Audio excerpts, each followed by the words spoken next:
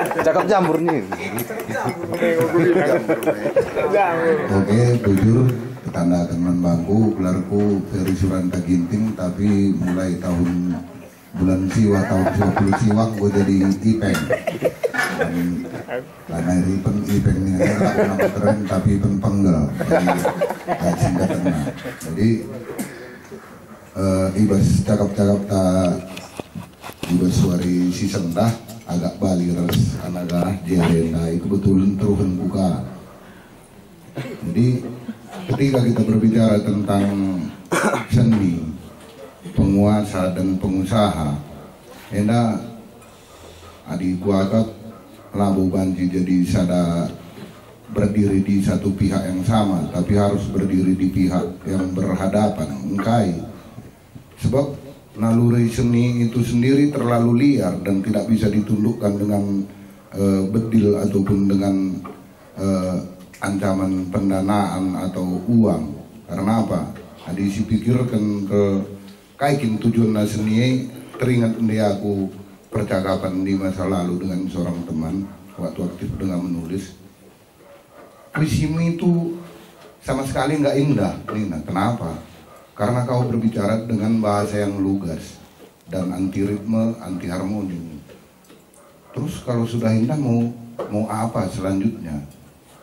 Tujuan seni, mohon kita terdistorsi agenda, hanya mengejar tentang keindahan, tentang sesuatu yang sudah tertinggal dan terlindas oleh roda kemajuan zaman di masa lalu. Hanya kenangan. Jadi romantisme, berbicara tentang romantisme ini ya, di keindahan, sesuatu yang sudah hilang di masa lalu. Akhir-akhirnya pemikiran yang paling maju yang nanti dihasilkan oleh seni sebagai rupana hanya sebatas kontemplasi pasif. Kita memikirkan, kita berpikir dan kayak merefleksikan diri dengan sesuatu nilai yang sudah tertinggal di masa lalu begitu. Dengan jadi generasi gelisah, kenapa tidak kita paksakan seni itu untuk menjawab tantangan zaman Tasigundari? Artinya menciptakan sebuah nilai yang baru. Aku sangat tidak setuju jika pekerja seni harus berkolaborasi dengan pengusaha atau penguasa. Karena apa? Kita ini bukan karyawan. Tujuan hidup kita adalah berkarya. Dengan adanya atau tidak adanya dana, kita tetap harus berkarya. Sebab seorang seniman dikatakan seniman ketika ada karya atau output yang dihasilkan. Omong kosong jika kita mengaku sebagai seniman tetapi hanya mereproduksi apa yang sudah ada, tidak menciptakan sesuatu yang baru. Gelah ulah benih nilai tradisinya ija. Aku pernah ngerana di deep art. Aku mau membuat ini bang, mau membuat topeng tembut-tembut, tapi desainnya desain kekinian. Catnya itu nanti nggak satu warna, tapi seperti anak metal lah, ada kilatan cahaya. Kalau abang tahu grup band Kiss atau Kuburan yang dicat wajahnya seperti itu, ya udah buat aja gitu. Tapi aku takut bang, kenapa? Nanti akan banyak orang-orang yang protes. Kamu nggak perlu takut, lakukan saja. Karena apa? Seni itu harus berbicara tentang isi. Ibarat kita beli kopi, yang kita minum kopinya, kemasannya kita buang. Jangan kita makan kemasannya, tapi kopinya kita buang. Artinya seperti ini. Nilai-nilai tradisi yang mengajarkan sesuatu yang baik, itu kita adopsi dan kita sesuaikan dengan konteks zaman kita sekarang untuk menjawab permasalahan yang ada sekarang. Di mana posisi seniman itu harus berhadapan dengan penguasa dan pengusaha. Karena ketika seorang penguasa dan pengusaha berkolaborasi, ini berbahaya. Paling berbahaya lagi ketika pengusaha menjadi seorang penguasa. Jadi ini politis ini. Kita harus ngomong soal politik ketika berbicara tentang pengusaha dan penguasa dan posisi seni. Tidak akan pernah ada pengusaha atau penguasa yang mau membiayai kegiatan atau event-event yang dilakukan oleh orang-orang yang idealis. Tidak akan pernah ada, kecuali dipaksa. Dan aku yakin kekuatan kita untuk memaksa nggak akan ada, tidak akan pernah ada. Satu-satunya jalan itu harus kita ingat, setiap kelas di tengah-tengah masyarakat, baik itu petani, pengusaha atau apapun golongannya, akan berpihak kepada golongannya ketika dia diberikan kekuasaan. Kita mau berubah. Kalau kita tanya semua orang di Kabupaten Karo ini, dari orang muda sampai orang yang paling tua besok udah meninggal, ketika kita tanya, mau nggak ada perubahan terjadi secara besar-besaran di Kabupaten Karo, semua pasti jawab mau. Tapi ketika dihadapkan dengan uang 200.000, keinginan untuk berubah itu pasti berubah. Karena seperti ini, kalau kita mau memiliki seorang pemimpin yang berpihak kepada petani, mau tidak mau cuma satu caranya. Para petani harus menciptakan figur pemimpinnya sendiri. Kalau kita mau ada penguasa yang berpihak kepada pekerja seni, mau tidak mau para pekerja seni harus bekerja dari sekarang untuk 5 tahun ke depan menciptakan figur pimpinannya. Kita ciptakan. Jokowi orang semua kaget. Dari wali kota Solo belum dikenal, ketika berangkat ke DKI mulai dikenal, jadi Presiden Republik Indonesia sepertinya instan, padahal tidak, dia dipersiapkan sejak 1996.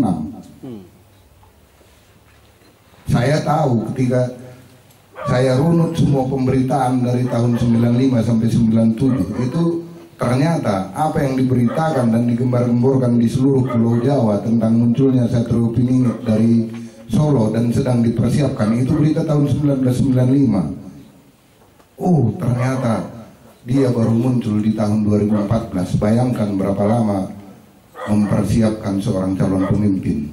Jadi kita harus komit, bekerja dari sekarang menciptakan figur pemimpin kita, supaya yang di atas itu nanti jangan lagi orang-orang seperti yang sekarang. Berbicara tentang 200.000 itu tadi pun, pada dasarnya saya sangat menolak ketika kita dikatakan tidak akan datang ke TPS tanpa imbalan. Karena pada dasarnya penyakit money politik itu adalah penyakit elit, bukan penyakit rakyat. Penyakit elit kenapa? Money politik itu adalah manifestasi dari ketidakpercayaan diri si calon itu ketika berhadapan konsep dengan konsep. Karena mereka tidak punya konsep, mereka punya uang, dan uangnya yang disodorkan ke kita. Isin Desa Kabupaten Karwena, labo Pak Bupati, labo DPRD, kita Desa. Karena kita beri peluang untuk mereka memainkan itu. Jadi adina kita rencana bekerja untuk karena membangun kekuatan kita, ngomong kosong lah ketika kita berkolaborasi dengan penguasa. Karena aku situhuna ban Ori, Jere, Roy, maga ugalah bang, terlanjur bekerja sama dengan Pemkap. Lang tadi gelnaring katakan langsung prinsipku manori. Aku prinsipku sadang dan gampang. Labu mesra. Saya tidak akan pernah mau bekerja sama dengan Pemkap karena prinsipnya dimanapun bisa berkarya kecuali dengan pemerintah, apalagi pemerintah Kabupaten Karo. Masa pekerja seni mau menghambakan diri pada penguasa dan pengusaha? Bekerja dong, kita ciptakan karya kita. Kalau nggak ada dana, kita bangun dana komunal. Semua pekerja seni ini harus komit kalau memang benar-benar mau memajukan kesenian di Kabupaten Karo. Kita harus sokong. Mungkin nggak dengan uang. Seperti saya sampai sekarang nggak dibayar Rory kok. Udah berapa naskah film yang saya tulis untuk dikerjakan. Dan saya nggak tuntut itu. Itu sumbangsi saya. Kalau diuangkan itu udah berapa nominalnya? Mungkin Simpei punya properti. Kalau diuangkan properti itu dan kalian untuk mendesain sesuatu yang kita butuhkan untuk mendukung film itu, kalau diuangkan udah berapa nominalnya? Besar itu. Jadi nggak perlu berbicara soal dana. Saya paling anti kalau mau mulai sesuatu dananya dari mana. Saya anti. Kalau kita mau mengerjakan sesuatu, ada karya ini, kita kumpulkan kekuatan kita, biaya bisa ditekan seminimal mungkin. Jangan pernah mau menghambakan diri sama penguasa dan pengusaha. Mungkin itu dari saya, bujur. Jadi ku ingat kata Wangi Peng, kita tradisional harus berbau dengan modernisasi. Aku istilahnya mau sekitar setahun nega begila guste aja lah. Terinspirasi aku guste aja. Lead musik modern, tapi iyalah modernisasi. Seakan-akan musik modern aja jadi tradisional, kira-kira. Terus petikan gitar negeri, aku bagi seragam modern negeri, kira-kira. Jadi jika kami tapi mungkin selanjutnya hari dari kami, kira-kira. Buzur.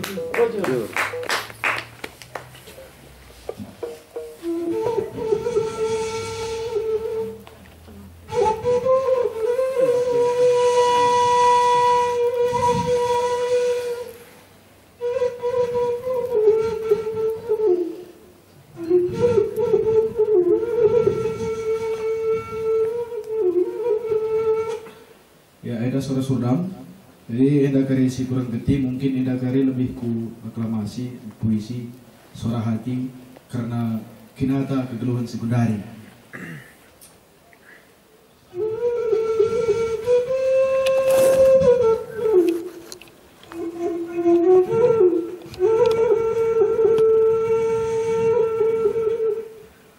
Rasantabi kami lebeman bandu kerina, si pulung ibas jamburena aron, nade bapa kakangku kerina, menjuah-juah saya marah bagai ke rumah tendinane, ijena, maka aku petanda akan lebeman bangku, aku ginting multia jinambah, urung kacinambun nari aron, maka gelar kue labukal pagi mesra na petisa. Ija pagi kam jumpa kecelakaan goma ku ijen ande bapak turang serina silara kita ikan suwe arif bapak rasnande maka ibaan mendagelar ku peristiwa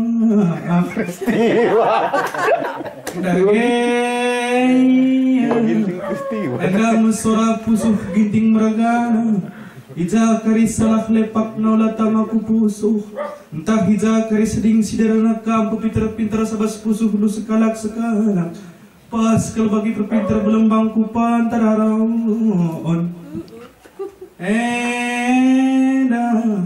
genduari enda cakap-cakap kita karena pekerja seni penguasa bagai pengusaha aron siendeskan rusurman bahan taman penguasa ras pengusaha enda kami bapa enda kami nande nintang rusur tapi kai pelabu pernah lit ibahan memandangkan sidah kangaron aku tuh kelurung kacinambun adikku tatap kusio sarah nande megogo kelbagiati kunatap kerangentah krina turang ija krina kerangentah ngokri bagi seklewat tapi rumah talaburah galang Juma terpelabur belang maun lebih-lebih kantor bupati asuh kang asa mata-mata nahite lawai kencang udani aron ija dage cibal tanake sikatakan medaki terusur semedia teina nandangi tanah karwena bagai ganjang na tanah karwena 1200 meter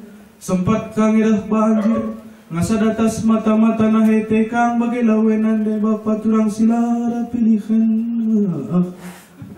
dagea maka genduari nari sah kupudi tersungkun-sungkun ka bagi rusur pusuh si sungkun kami dasi madatinung oh di bata kain dia salah kami kain dia lepak kami maka bagai darah kelenglengan ku dunia ninta ka bagay na rusur ngrana makarah nina di batay ngalawi kablah tadiman badu ready kan ben sekali dan sekelewat do nina ka bagay ngalawi nande bapa silara pilihan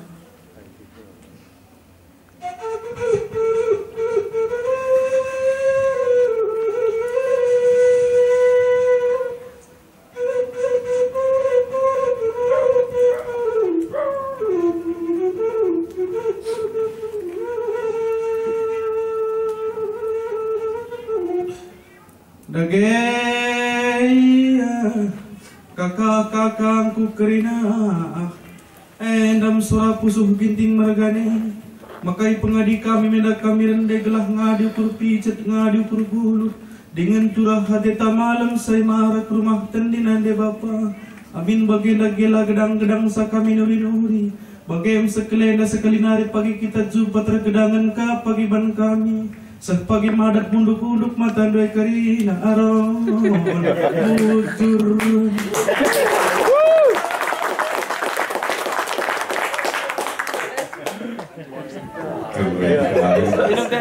Kayaknya ini udah kesimpulan nih. Oke, ini kita di jam kesimpulan. Pas timing. Kasih dulu minum, mari. Di jam kesimpulan, bagi siapa saja yang mau memberikan kesimpulan. Abang, coba. Saya dan saya, wadah tandai perlu bela. Mana wadah tandai, ya bicara penderitaan nih, bela bagikan galak ya, penderitaan kita bersama je bagai. Oke. Penderitaan bersama. Rekam lah. Oh, pakat. Boleh sepakat. Ya kak. XXL. Itu lagi apa jersey? Kesimpulan ya. Kesimpulan kamu sedikit dulu. Apa Dari media ya. Oh iya. Terima kasih ya. Ada beberapa yang sudah mengenal saya di sini, tapi sebaiknya saya perkenalkan diri. Nama saya Soliana. Sampai sekarang saya masih tetap di Radio RBK. Saya pemilik media ini, dan media ini juga sekarang sudah 36 tahun umurnya. Jadi saya sudah generasi kedua. Sekarang yang pimpin di sana udah generasi ketiga anak saya. Jadi separuh saya sudah lepaskan, tapi separuhnya masih saya pegang. Di marketingnya masih saya pegang. Tapi kalau untuk siarannya sekali-sekali, hanya kalau saya rindu siaran, saya siaran. Dari tadi saya dengar pembicaraan kita semuanya, perjalanan daripada seni lah gue bilangnya. Di media saya juga seni. Satu hal, Radio RBK itu dari dulu komitmennya untuk memutarkan lagu-lagu karo. Jadi format siarannya itu 50% lagu karo. Mau itu lagu karo lama, yang baru atau apa. Jadi salah satu kenapa saya buat program itu formatnya 50%, karena saya pikir kalau bukan kita yang menikmati daripada apa yang ada di daerah kita dan mempertahankan itu, siapa lagi? Nah, itu salah satu. Jadi untuk adik-adik semuanya, mungkin di sini saya lebih tua dari umur. Kalau ada yang ibaratnya bisa dipromosikan melalui radio ini, ya silakan datang hubungi saya. Saya akan bantu sebisa-bisanya, gitu ya. Lantas tadi seperti yang saya lihat sponsorship tadi ya, seide dengan Edi. Saya juga dulu buat event kecil-kecilan lah gitu, tapi akhir-akhir ini saya hanya bantu Ibu Hana di Tour de Sinabung. Dulu selalu kalau kami bikin event, supaya event kita bisa jalan, kita selalu lihat juga kalender event daripada sponsorship. Misalkan seperti Sampurna dulu ya. Nah, terus XL, Telkomsel itu dulu yang sering kita gandeng.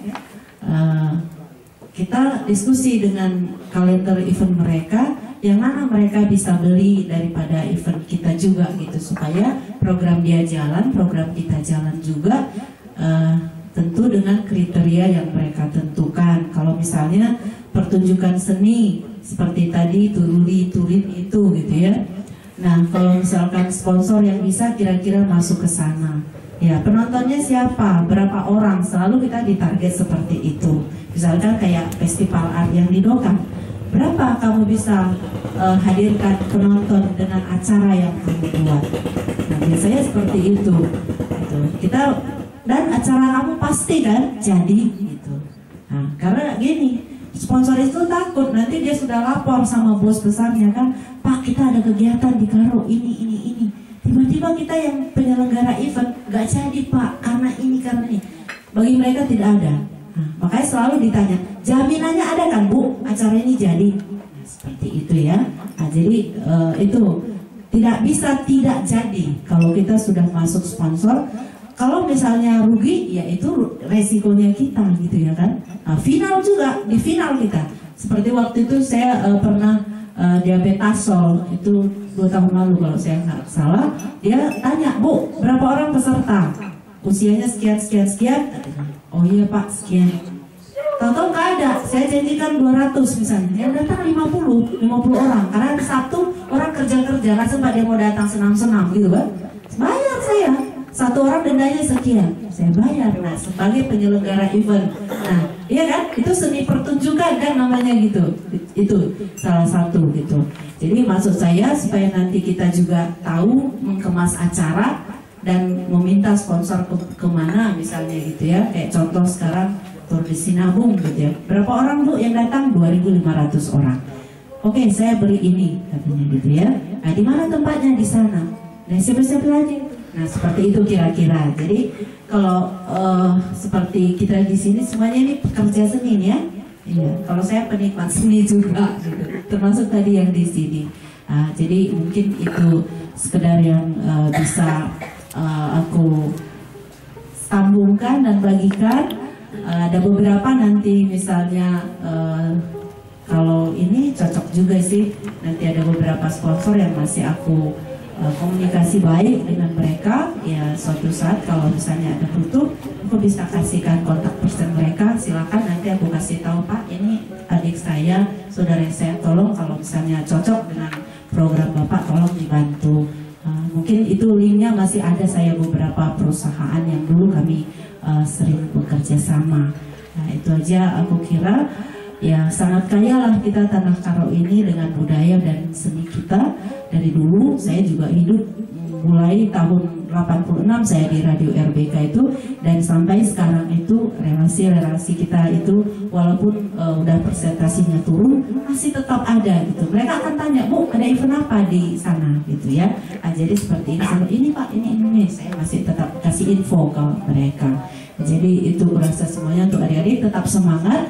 Kalau soal tadi apa tuh hearing ini itu segala macam, dulu aku pernah juga terlibat itu di waktu kami masih ikut di jaringan kerja perempuan. Ya sama halnya juga yang kalian alami itu. Dia sudah suruh buat ini, buat itu, tapi akhir-akhirnya nggak jadi. Jadi pun nanti kita akhirnya berdosa dan berkubang-kubang. Dalam arti begini, yang kasus yang terakhir itu gitu ya, yang dia suruh misalnya 10 gitu ya, bagian dia 7, kita yang kerja mati-matian kita dikasih 3, mau nggak? Nah saya bilang enggak, udahlah, saya bilang sama ibu ini, udahlah Bu kita utang aja daripada kita tanda tangan itu sama dia lebih banyak, kita dikasih 3 katanya, 7 sama dia, mau nggak? Nah seperti itu ya. Jadi saya setuju dengan adik ini tadi yang dari Serberaya.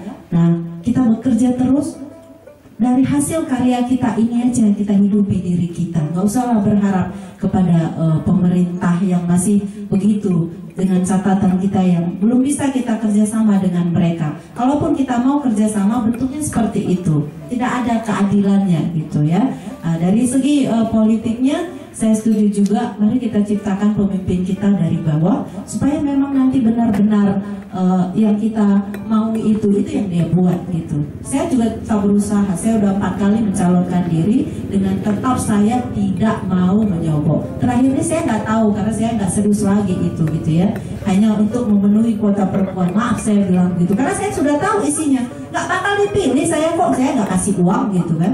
Sama kayak dibilang tadi tuh, 2009 saya yang serius banget gitu, itu ada suara saya banyak juga gitu, tapi tidak duduk juga gitu. Baru selanjutnya saya udah lihat nggak bakalan gitu. Makanya teman-teman yang bilang kamu serius tuh, serius katanya, aduh hati-hati kamu ya. Nah itu aja saya bilang, jangan sampai kamu habisin harta kamu dan kamu tidak dapat. Nah akhirnya kamu stres. Saya bilang, saya udah 4 kali, saya sudah lihat, saya nggak percaya lagi gitu. Tapi namanya sebagai perempuan, saya mencalonkan diri, saya tetap akan calonkan diri sampai kapan nanti masyarakat ini sadar untuk tidak pilih uang lagi, gitu ya, dari segi politiknya. Jadi dari segi media saya tetap berjuang karena Pak Jokowi bilang 1 suara 1 juta telinga, gitu ya. Kalau sepeda Tour de Sinabu, 1 sepeda 1 juta sahabat. Nah itu dia kan. Jadi radio itu tidak akan pernah mati. Seni itu juga tidak pernah mati walau tidak ada uang. Ya. Oke, itu aja mungkin. Terima kasih. Anaknya Uncle Ben.